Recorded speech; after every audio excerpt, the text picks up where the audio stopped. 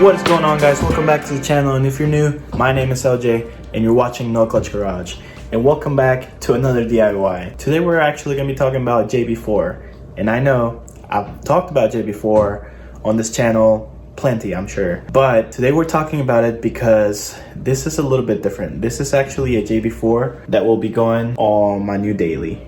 And as you guys saw, if you guys keep up with my Instagram, or if you saw my last video, you saw that my new daily is a 1.5 turbo Honda Accord. It's a 2018 model. I don't want to go crazy with it. I don't really expect for it to have a lot of channel time, but I do want to do some things with it, particularly visually, because I actually really like how it looks. So I think I'm gonna go that route with that car. And I talked about that already in my previous video. And today we're gonna focus a little bit on performance. Now, a 1.5 liter turbo car, there's not really much you can do to them to make them, you know, very powerful. I don't want to make it very powerful.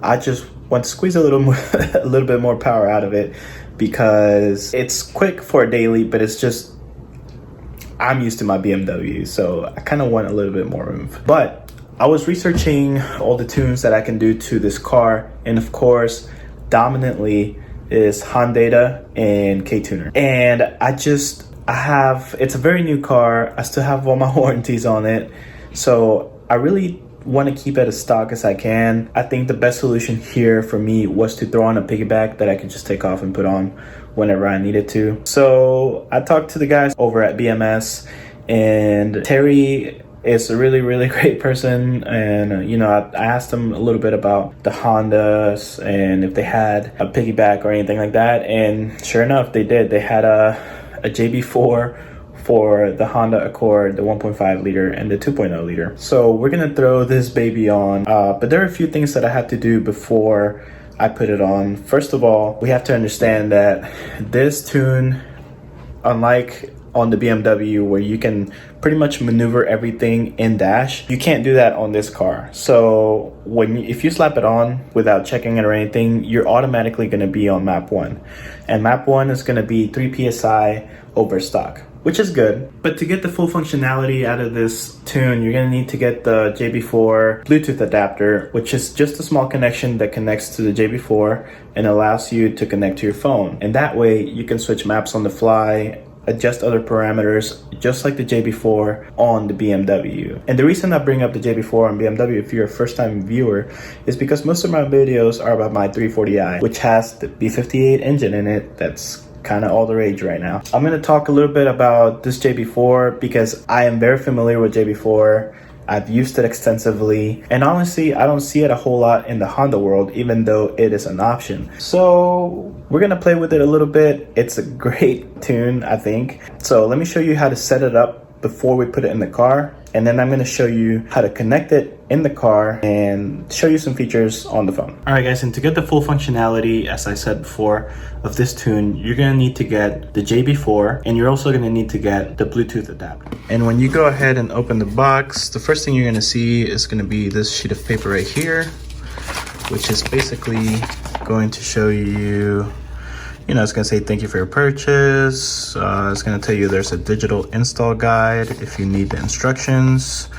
Hopefully after watching this video you won't need them, and you know, other legal stuff. It also tells you that to run this tune, you should go ahead and switch over to 91 or 93 octane. You have some decals, and one of these is gonna make it onto my laptop. And here we have the harness, and we have the actual piggyback box. All right, now that we pretty much saw this, we're gonna go ahead and put this to the side. We have all the connectors, and I'll show you where to connect these guys. We're gonna go ahead and take this out of the box. And like I said before, you can go ahead and install this on your car just as it is, but you're only gonna get map 1, which is not a very strong map if you're looking for better performance. Now, before breaking into the box, I did go ahead and put some gloves on, because anytime we're messing with electronics, you wanna keep everything insulated. So in order to open this up, there are these little kind of tabs where you can stick something in, and we're just gonna pry it open. All right, and we'll crack that open. Might struggle a little bit, and you open it up, and here you have the board itself. And as you saw, within this box there are guides that kind of show you how to put the tuner back in here. So just follow the guides when putting everything back in.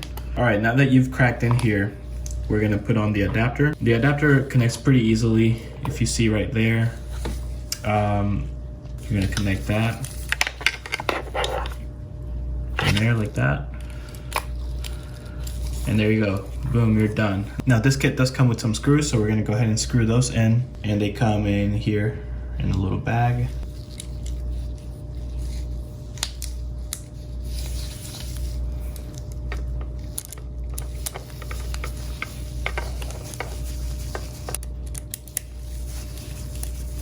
I will say the design of this this antenna is a lot better than the one that I have on my BMW, so I might end up picking another one of these up. Anyway, once you're done with that, you're gonna go ahead and place this board inside of the casing, just like that. Go ahead and take the top and put it on. What I have done in the past, like with my BMW JB4 box, is I take some electrical tape and tape along the sides right here, just to keep it, you know, a little bit more waterproof. You don't really have to worry about that. There's actually a seal inside, like a little gasket that'll keep the water out. But if you just want, you know, reassurance, just put a little bit of electrical tape along the edge and you'll be fine. Other than that, the setup is complete. The only other thing that you have to do is you have to connect this to the OBD, but we can do that outside. So now that we're done, let's go ahead and take it outside. All right guys, so now we're outside, and obviously we're gonna go in here and open up your hood. We can go ahead and start working on the engine. And I'm gonna give you guys a first person view of this so you have a better idea of what you need to be looking at. And before we begin, I do wanna go over some instructions that I thought were kind of interesting, but we're gonna follow them no matter what. One of the things that it says is that when you go ahead and open your hood, you wanna go ahead and lock it, and then you want to take the key as far away from the car as possible. And I'm thinking that's more so that the car doesn't register that you're around. You know, I mean, whatever, we'll do it. Whatever we need to do to protect the electronics, that's what we'll do. So let's go ahead and do that. We're gonna go ahead and lock this beauty, and I'm gonna walk right over here. Some seats right here. Put it right there. And now we go back, and now that we are ready to start, we have two sets of cables. We have this rainbow colored cable, and we have this brown and black cable. This rainbow colored one is going to go on the map sensor in the rear, and then this one is going to go on the T-map, which is right here at the bottom, and I'll show you. But I want to go ahead and kind of find a clean look for the routing of the cables. I think that's kind of important, just so it doesn't look too messy. And you know, you can get that stealth look. So to start off, I'm gonna go ahead and tell you guys that this box is gonna have to end up right there, right? So we're gonna take some zip ties and kind of zip tie it down there somewhere. That's just the spot that they decided was the best for this. So we're gonna put it down there. So with that in mind, we kind of want the cables to route kind of like that. So I'm gonna go ahead and put these cables through here. Now if you don't like this cable routing, you don't have to do it. I just think it's the cleaner look. And so we're gonna go ahead and take these cables through here. Be sure that they don't get stuck so you don't rip anything by accident. Go ahead and get them through. Here we go. And this will go back here, and this will stay right here, so that's perfect. So I'm gonna go ahead and guide this through the back. All right.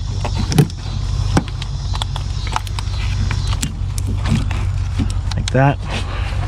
All right, so when we get back here to the map sensor, the map sensor is underneath this hose right here all the way in the back. It's really easy to take these off. So all you have to do is press back here, and this will lift, and then you just pull it back. And it pulls back like that.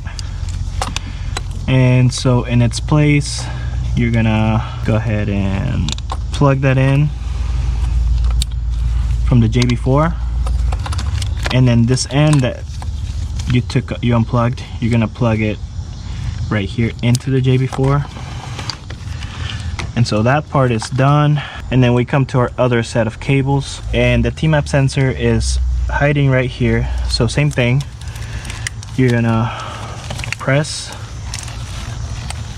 and then pull, and just be careful, don't pull from the cables, pull from the actual connector so you don't accidentally break anything. And we're gonna go ahead and take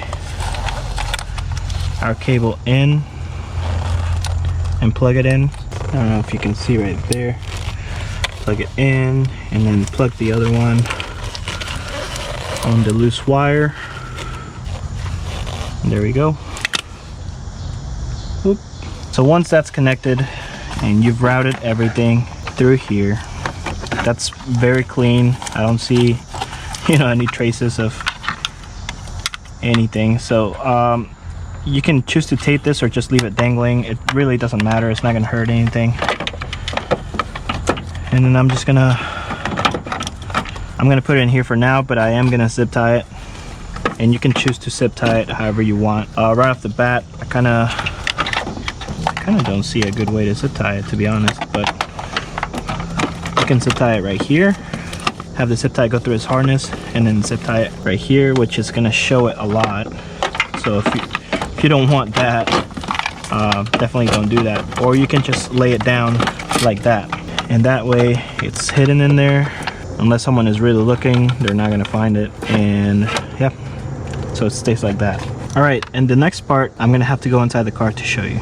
All right guys, and to connect this OBD cable, we're gonna have to come inside. I actually don't like this method. I think it's a very bad method, but it's the only method I could find right now until I can actually spend some time and try to find some way to route this cable through the firewall. But so what we're gonna do is we're gonna go ahead and undo the cable, and your OBD port is right up there. So we're gonna go ahead and plug this in to the OBD,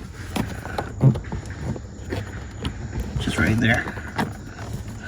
And we're just gonna route this cable through here. And actually what I'm gonna do, because the video suggested that I should do it over, I'm actually gonna route it. I'm gonna route it through, but I'm gonna route it behind this one right here, and I'm gonna have it come up here. So this is cleaner. It's not gonna receive the brunt force from the door, and it's overall just gonna be better. But you're gonna put it through there, and then you're gonna route it through here.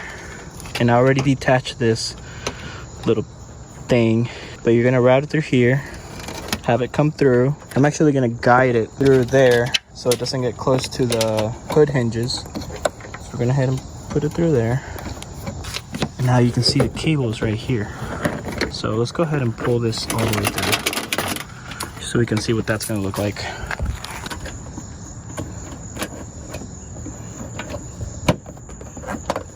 Put this back. Semi-clean, still not my favorite way of doing it. I think what I'm gonna do actually is I'm gonna kind of bend this and put it through here. And actually I want to route it all the way down here.